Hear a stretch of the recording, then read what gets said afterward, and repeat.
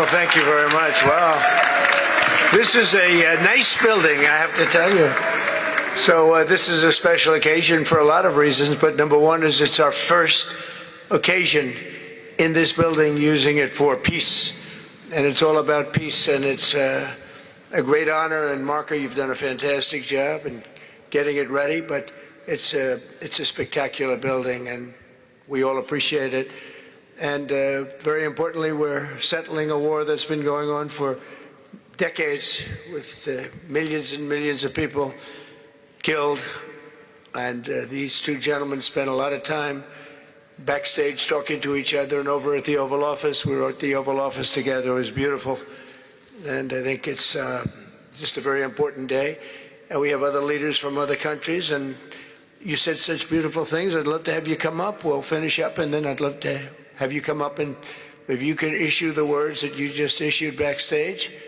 It usually doesn't work, you know. It usually never happens. They said, oh, they said it much better before, but you will probably do better up here. But I'd love to have you say how you felt, because it is an amazing day.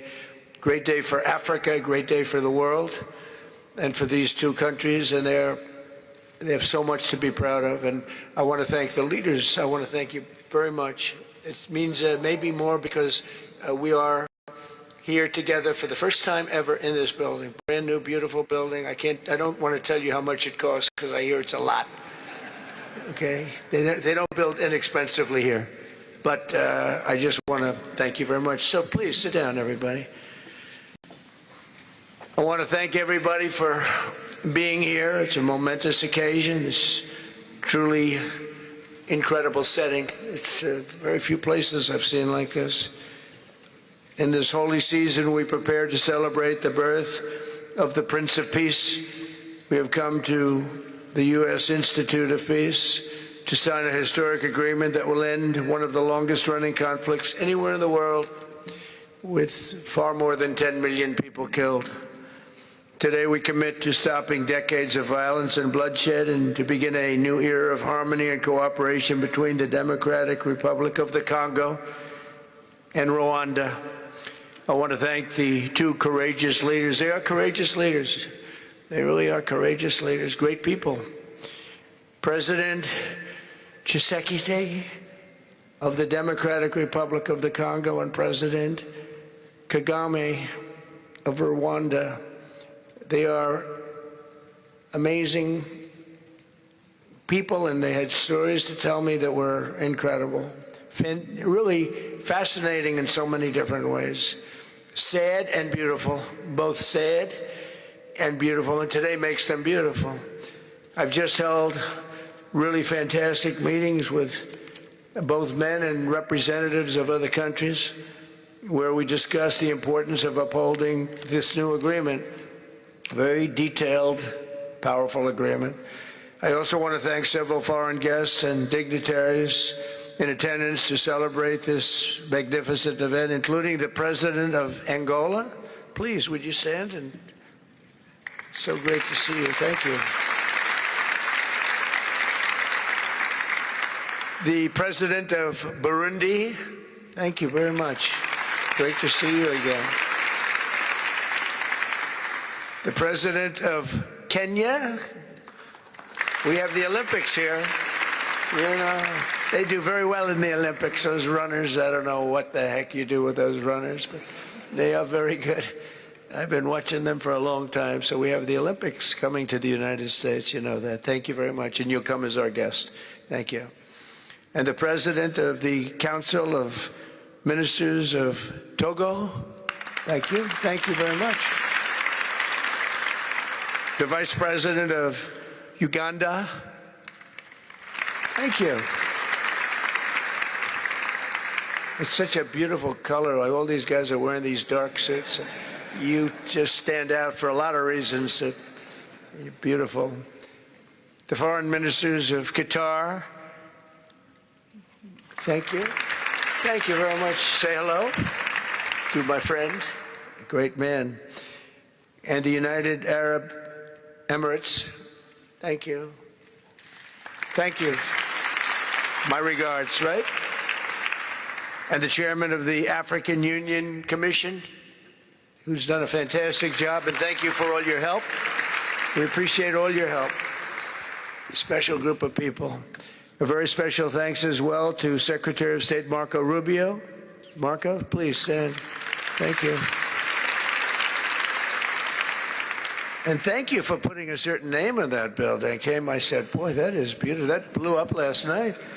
They said, that's a great honor. It really is. On this building, it's a great honor. Thank you very much. I assume you had a lot to do with that. Just a little bit, yeah. Thank you. Appreciate it. And Senior Advisor for Africa, Masad Boulos, who's been fantastic. Thank you, Masad. All of these people, every one of them were indispensable in forging this agreement. Let me also recognize Senators Mike Rounds and Lindsey Graham. Lindsey, thank you. Mike, wherever you may be. Thank you. Thank you, Mike. Representatives Ronnie Jackson. Where's Ronnie? Ronnie is that great guy. He won his race in Texas by 48 points, right, Ronnie? So I don't have to ask if he's in any, I don't even have to endorse him anymore. It doesn't matter. Save the paper, right? Great job. Chris Smith. Chris? Thank you, Chris. Great. Good job. Trent Kelly. Trent? Thank you very much. Thank you. And the acting president of the Institute for Peace, Darren Beatty. Thank you, Darren, very much. Thank you very much, Darren. For more than 30 years, one of the worst conflicts on earth has been raging in eastern Congo. Millions and millions of people have been tragically killed, went on forever, and countless more have been displaced from their homes. Families have been destroyed. It's been a disaster. Many administrations have tried, but probably not too hard, knowing who preceded me. But they tried. It says they've tried. But we tried harder to end this conflict. But they've accomplished, obviously, they accomplished very little because the killing went on at levels that just got worse and worse. And today we're succeeding where so many others have failed. And this has become the 8th war that we've ended in less than 1 year. Such an exciting thing to do. This has been really, because we're talking about 30 years of fighting, 30 years, much more than 10 million lives.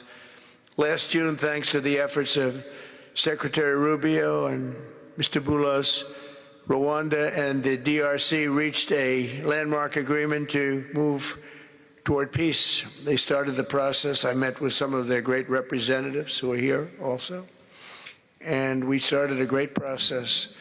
The compact we're signing today, which will be known as the Washington Accords, everybody sort of liked that name, formalizes the terms agreed to in June, including a permanent ceasefire, the disarmament of non-state forces, provisions for refugees to return to their homes, and justice and accountability for those who have committed illegal atrocities.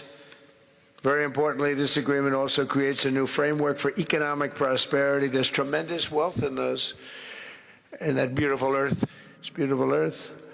But it was stained badly with blood, tremendous amounts of blood. But in the region that will support a lasting peace, and the Democratic Republic of the Congo and Rwanda have agreed to more closely integrate their economies with each other rather than fighting, and they'll be doing that. And these two gentlemen are very smart, and I think they liked each other a lot. I spent time with them. I think they like some people may be surprised. I really do. I think they've spent a lot of time killing each other, and now they're going to spend a lot of time hugging, holding hands, and taking advantage of the United States of America economically like every other country does. So they're going to do very well. But they do have some very valuable things. They're going to have a lot of money and a lot of success, and I think they're going to get along really well, so I hope so. Thank you very much. Look at them. Look at the way they love each other. Thank you. So I have a lot of confidence in both leaders. We'll keep these commitments. I know they're going to keep them and follow through on the agreement and create a much brighter future for the people of their countries. And they're heroes within their countries because of today. This is a big story. And So much is being written and said. All of the newscasts have it at the top of the list. And they are heroes, and we want to keep it that way. Today, the United States is also signing our own bilateral agreements with the Congo and Rwanda that will unlock new opportunities for the United States to access critical minerals and provide economic benefits for everybody. And we'll be involved. We're sending some of our biggest and greatest companies over to the two countries, and we're going to take out some of the rare earth and take out some of the assets and pay, and everybody's going to make a lot of money. These are just two of the many new agreements related to mineral supplies that my administration has achieved this year, including with Australia, Japan, Kazakhstan, Malaysia, South Korea, and many other countries. With all of these agreements, we're forging new economic security partnerships that protect the interests of America and our friends and partners, and a core feature of my administration's national security strategy, a big part of which is the tariffs. We're taking in trillions of dollars in tariffs. Nobody's ever seen anything like it, and it's given us really great national security. We'll be paying down debt. We'll be making distributions to people, and we're really doing a job. It's amazing. I was with a gentleman, the future king of Saudi Arabia, and you've heard me say this a couple of times, but 2 months ago when I was over there, he said, and actually Qatar is represented today, and UAE is represented, and your leader said the exact same thing, different words, but the exact same thing, that 1 year ago they thought our country was dead, and now our country is the hottest country anywhere in the world. We're the hottest country anywhere in the world. Nobody's ever seen anything like it. We have over $18 trillion, that's just in 10 months, pledged or being invested or pledged to be invested in the United States. Think of that, 18 trillion. The highest amount we've ever had is 1.5. Under the Biden administration, they did much less than 1 in 4 years. Think of that. So they did less than 1 trillion in 4 years. We have 18 trillion in 10 months. It's going to be much more than that, too. No other country in history has ever been close, no matter what country you pick. So I want to thank you again, everybody, for your great vision, and I want to thank the people, especially the people that we named. Some of the others that unfortunately we didn't name, we just couldn't do that. But for your vision and for your courage, because it's made it possible to begin healing old wounds and transcending past differences and creating a future where every child of God can live in dignity, prosperity, and peace. And these are two very good men, and they're two potentially very strong countries. I'd like to now invite President Kagame to come up and say a few words. It's Rwanda. And then, if I may, President of DRC, who really is doing a great job. These are two men that are doing a great job. And again, they are so respected because of what they're doing today and the mission that they've really, I think, accomplished. And we'll see how it all works out, but I think it's going to work out really great. They want to get on to other ways of living for their people and their great leaders. Thank you very much. Please, Mr. President. Thank you. Thank you very much.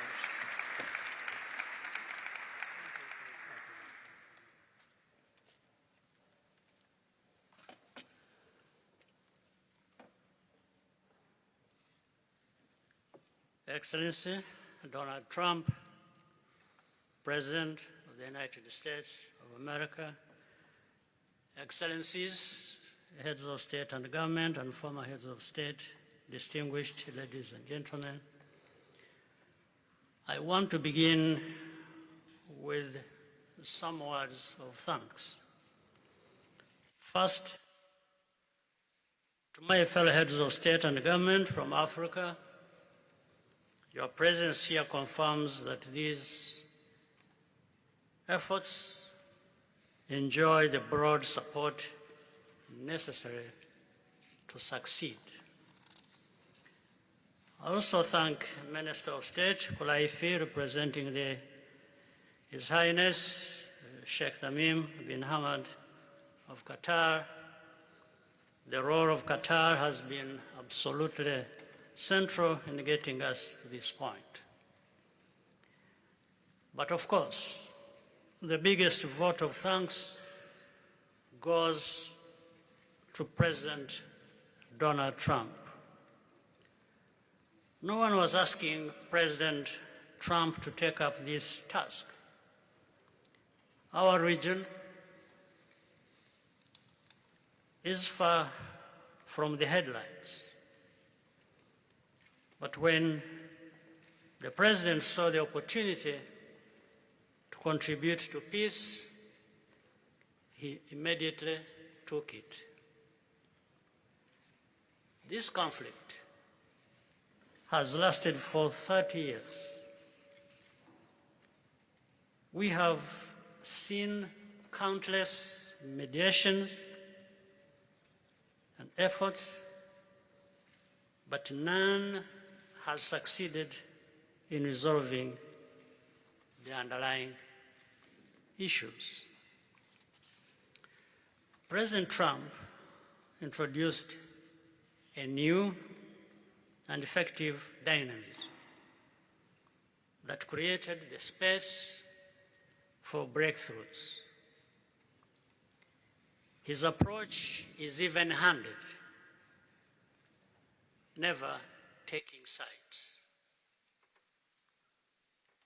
He orients us toward the future, not the past, emphasizing that the dividend of peace is prosperity and investment, including from the United States. More importantly, President Trump's approach is pragmatic. The process has not become an end in itself. All of these elements filter down to his dedicated team, and here I want to single out Secretary Rubio and Masad Boulos for special appreciation. We would not be here today without their efforts. And as a result, we have the clearest and most viable path forward that we have ever had. These accords provide everything needed to end this conflict once and for all. If this agreement falters and things do not work out as they are supposed to, the responsibility will not lie with President Trump, but with ourselves. It's up to us in Africa, working with our partners to consolidate and expand this peace. There will be ups and downs on the road ahead. There is no doubt about it. Rwanda, I know, will not be found wanting. I can assure you of that. Our only objective is and has always been for our country to be safe and secure after having endured so much tragedy. We now only want to look forward in confident expectation of a prosperous and stable future. Mr. President, Excellencies, I thank you for your kind attention.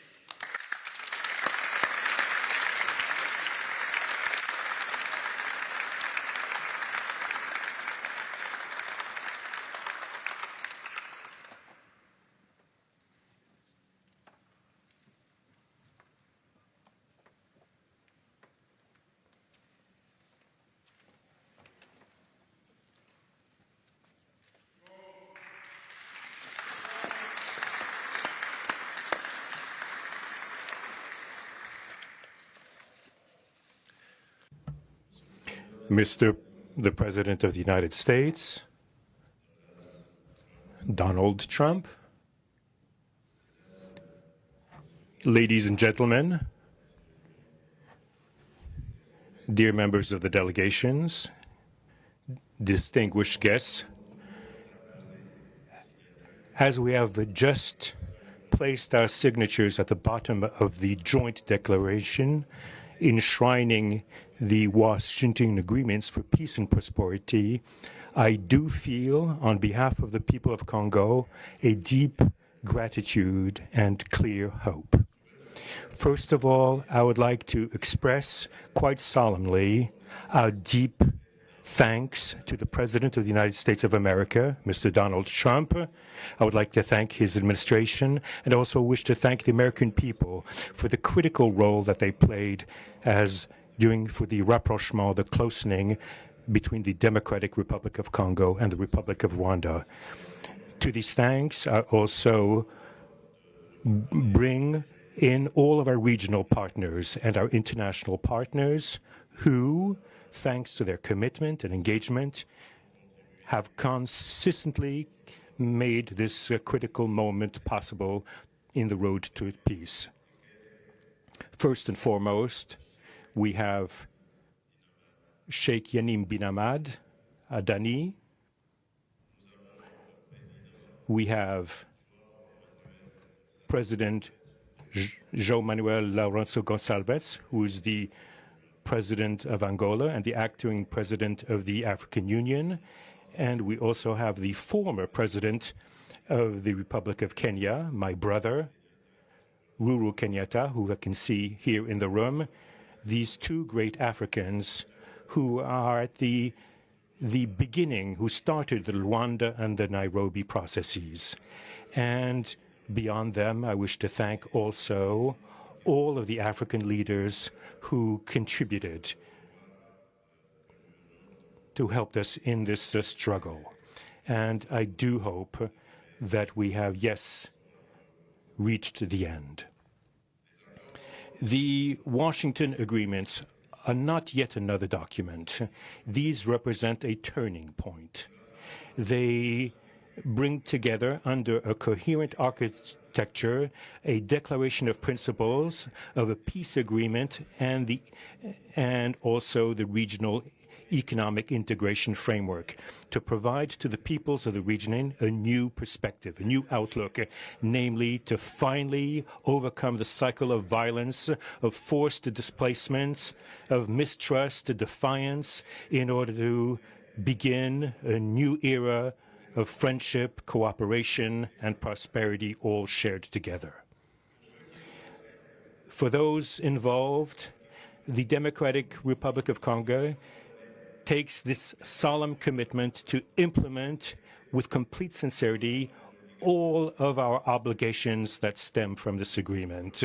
We will do this with seriousness, with rigorousness, and also the constant care for peace and the security of our populations, for the unity and the integrity of our territory. We do hope that thanks with the same seriousness that the Republic of Rwanda will also respect fully the letter and the spirit of the commitments made here in Washington.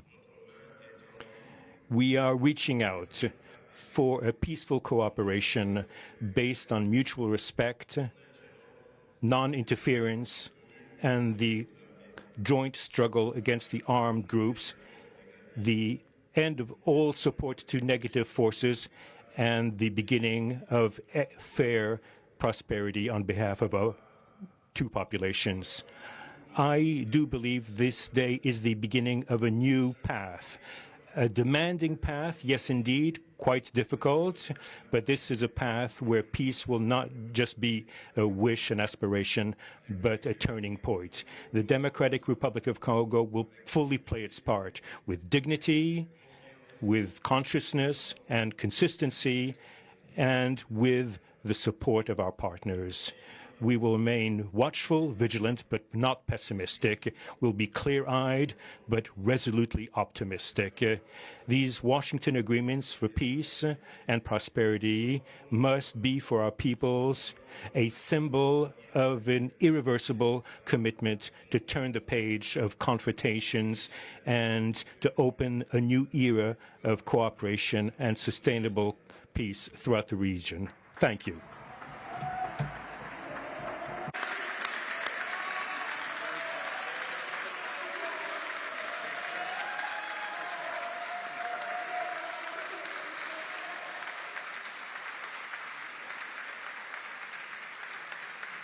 So, if I might, my 4 new friends, a couple of cases not that new. Could you come up, please? Do you mind? Please.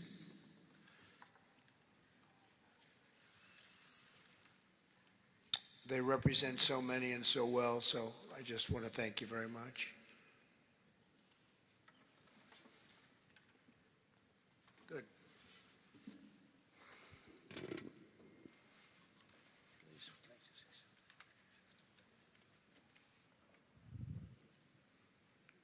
Sr. Presidente Donald Trump, Presidente dos Estados Unidos da América, caros convidados, altas entidades aqui presentes, senhores jornalistas, eu gostaria de realçar a importância desta cerimônia aqui em Washington, D.C., que vai finalmente pôr fim a um conflito que, como já foi dito, dura mais de 3 décadas. Não são exatamente 30 anos, mais do que 3 décadas. Um conflito entre irmãos, países vizinhos e irmãos, que deviam se dar bem, mas que, por razões de diversa ordem, têm vindo a se degladiar ao longo dos anos, com pesadas consequências, quer para as populações de ambos os países, como também para as respectivas economias. A região dos Grandes Lagos é uma região das mais ricas do mundo, não apenas da África. É enormemente rica em recursos hídricos, terras aráveis, florestas, recursos minerais que estão no subsolo, mas, sobretudo, rico nas suas pessoas, com um potencial muito grande para desenvolver aquela região da África que pode catapultar o desenvolvimento de outras regiões igualmente do nosso continente. O mundo atravessa hoje uma crise energética e alimentar. Nós fomos a dizer que a África, e em particular essa região dos Grandes Lagos, tem o potencial, não digo de resolver, mas de contribuir consideravelmente para a resolução dessas 2 grandes crises, quer alimentar, quer a energética, não apenas para o nosso continente, mas para o mundo. A grande barragem do Inga, adormecida há bastantes anos, pode contribuir enormemente para a eletrificação do continente e, consequentemente, para a sua industrialização. Em termos de agricultura, o facto de ter terras aráveis, um índice de chuvas bastante regular e abundante, pode-se desenvolver agricultura naquelas regiões para alimentar o continente. E nada disso tem sido possível fazer-se ao longo de décadas, devido a este conflito que não tem sentido e que, finalmente e felizmente, parece que terá o seu fim hoje aqui em Washington, D.C. Nós procuramos fazer a nossa parte, e quando digo nós, estou-me a referir a Angola, ao Quênia e outros países também africanos, procuramos fazer o melhor para chegarmos a este momento. Infelizmente não foi possível, mas nós só temos que agradecer ao presidente Trump por ter dado continuidade ao trabalho que nós realizamos e ter conseguido alcançar esse desfecho do qual todos nós sairemos a ganhar. Portanto, mais uma vez, o presidente Trump fez a parte que lhe compete e nós esperamos e acreditamos que é o que vai acontecer, que as duas partes, ou seja, as autoridades da República Democrática do Congo e da República do Ruanda também farão a sua parte para a implementação com êxito deste acordo. Uma coisa é assinar um acordo, outra coisa que é mais difícil, mas é possível, desde que haja vontade política, é implementar em tempo útil tudo aquilo que nós acordamos e assinamos. Parabéns a todos. Muito obrigado. Your Excellency, the U.S. President, President Trump, dear guests, and dear dignitaries present here and press members. I would like to highlight the importance of this ceremony taking place in Washington, D.C., because this has come to put an end to a war that has been there for more than 3 decades, because it's not just exactly 3 decades, but it's more than 30 years. And this is a conflict that has been there between two neighboring countries, which have been fighting for many years with consequences on the peoples, countries, economies, and so forth.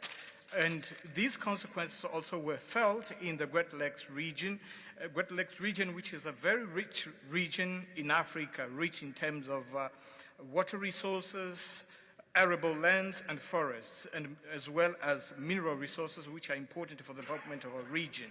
So it's important that we've reached to this point where the agreement is going to be, has been signed, a peace deal, which will benefit immensely the whole region and will unleash the opportunities for the development of our continent, and as well as to helping the whole world in terms of fighting against the food crisis and energy crisis which the whole world is going through now. We believe that the Great Lakes region will have to play a great role in providing resources to the international community. And of course, solving this conflict will also help solve other crises, not only in the continent as we know, but worldwide. For example, the Great Inga hydro project in Congo is important. It can help to electrify the continent and consequently help in terms of developing agriculture and providing agriculture, arable lands, and abundant resources that we have that can be used. We know that Africa possesses a lot of other resources such as rainfalls, which are important for agriculture. So nothing has nothing would justify this war, but eventually the most important thing that it has come to war. We sought as Africans to do our part. When I say Africans, I mention countries such as Angola, Kenya, and other African countries, but unfortunately we couldn't make it. But we now want to thank President Donald Trump for having helped to reach this important milestone. We believe, once again, we have to thank him for what he has done, and what comes next now is to appeal to the two parties, that is the Democratic Republic of the Congo and the Republic of Rwanda, to implement successfully this agreement for the benefit of their countries, their people, and including our continent of Africa. Thank you very much.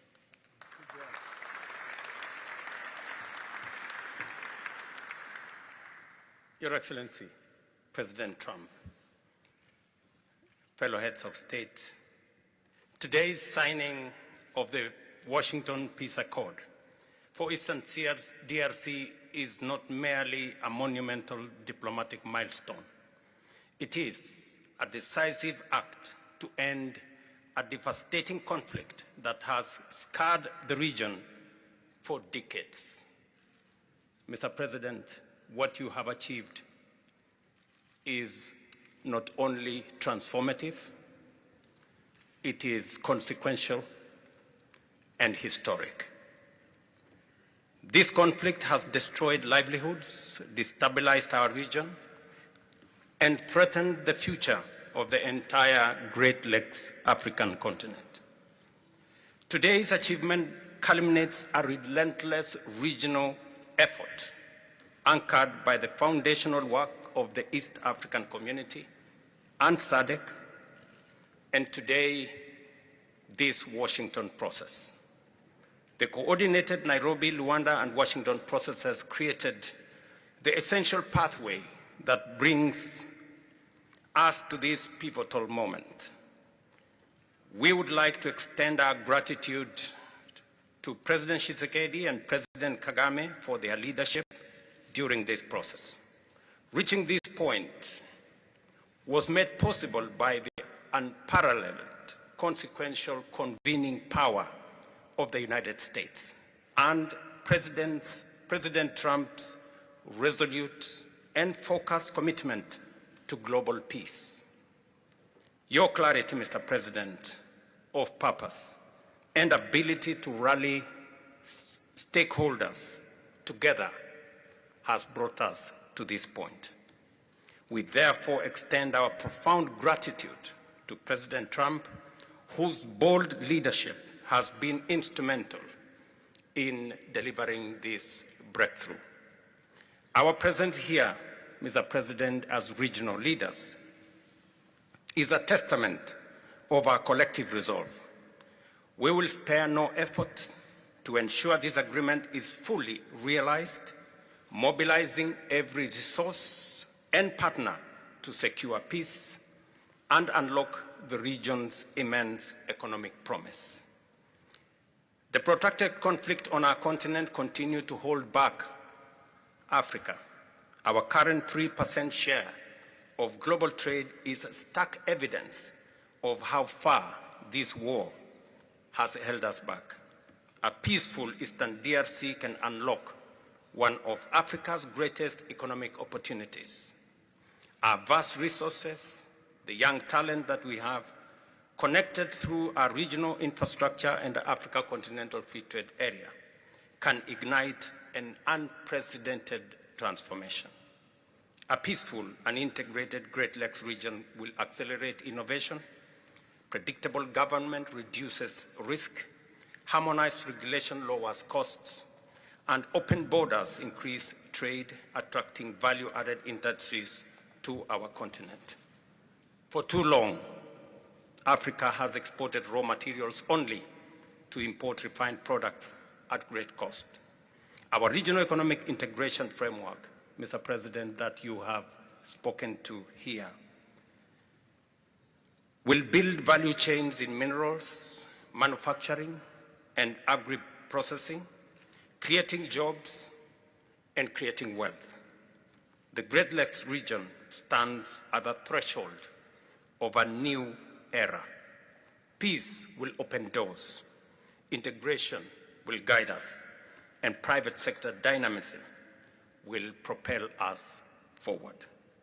In conclusion, as we celebrate progress in the DRC, we must not look away from other crises. I want to ask you respectfully, Mr. President, that in your quest for global peace, to support efforts to resolve the humanitarian catastrophe in Sudan. I thank you.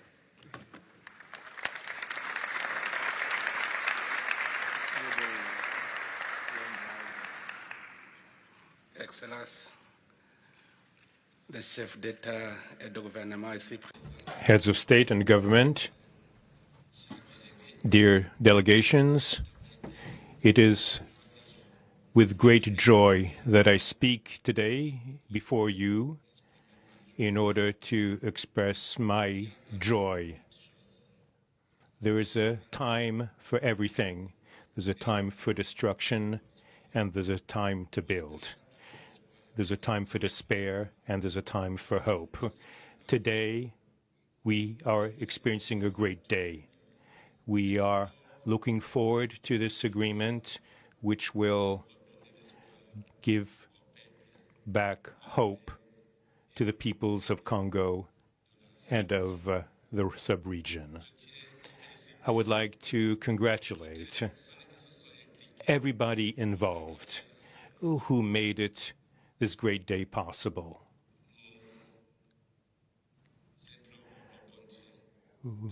We urge God to continue to guide us, to guide the steps of all people of goodwill who will become involved for its implementation. Committing oneself is something, but implementing is something else, which is why I call upon all of you, provide your contribution to actually implement this accord. As far as we are concerned, this agreement on regional economic integration, well, Burundi and the DRC already represent an economic community of the countries of the Great Lakes region. Burundi has a major role to play in order to indeed implement these existing cooperation agreements between the three states. We hope that together we'll be able to achieve a long-lasting peace and stability throughout the region. Thank you very much.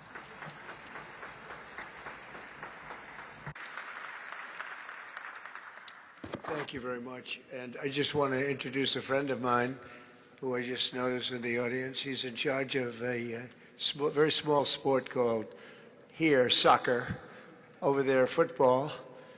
So nobody knows really what to call it. Johnny, thank you very much. The head of FIFA is here.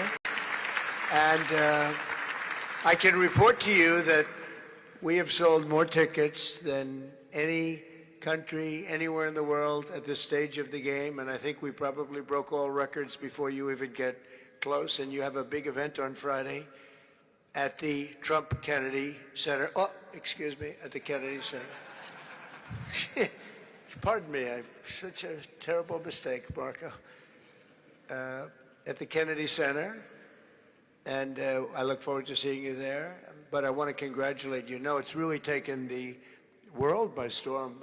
You've never done anything like what's happening in terms of ticket sales. I make a lot of enemies telling people, I'm sorry, I can't get you tickets. I just can't do it. But congratulations, you've done a fantastic job. A great leader in sports and a great gentleman. Thank you very much, Johnny. And now we're going to sign a very important agreement. Thank you.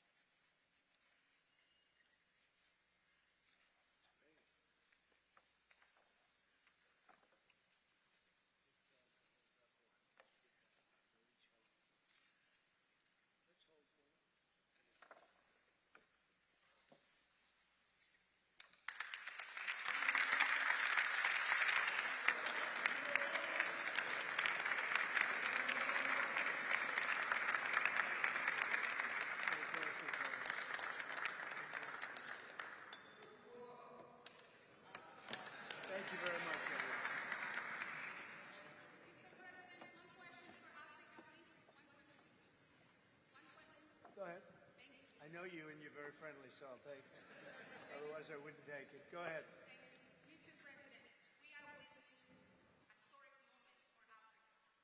My question to you is, when we will see the withdrawal from Rwanda's troops from DRC, and when we will see the real peace? Because even now, we are witnessing historical history of people are being still killed in DRC. Because the troops continue there. Because this peace to be real, the troop needs to withdraw from DRC. When we will see the I think you're going to see very quickly, I think you're going to see things happen. This is something that was not doable, according to a lot of people, and not only is it doable, I think it's going to be a great miracle. These two gentlemen are leaders, they're great leaders, and they're going to prove that in the coming months and years. And I think you're going to see very immediate results. I have confidence that that's what's going to happen. Thank you very much, everybody. Thank you. Thank you.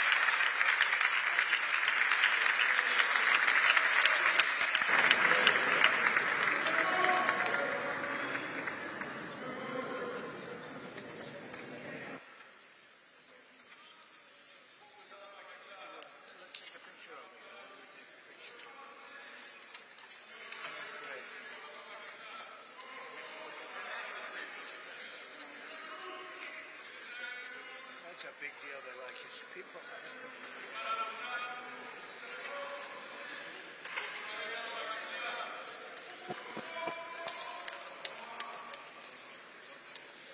Thank you, everybody.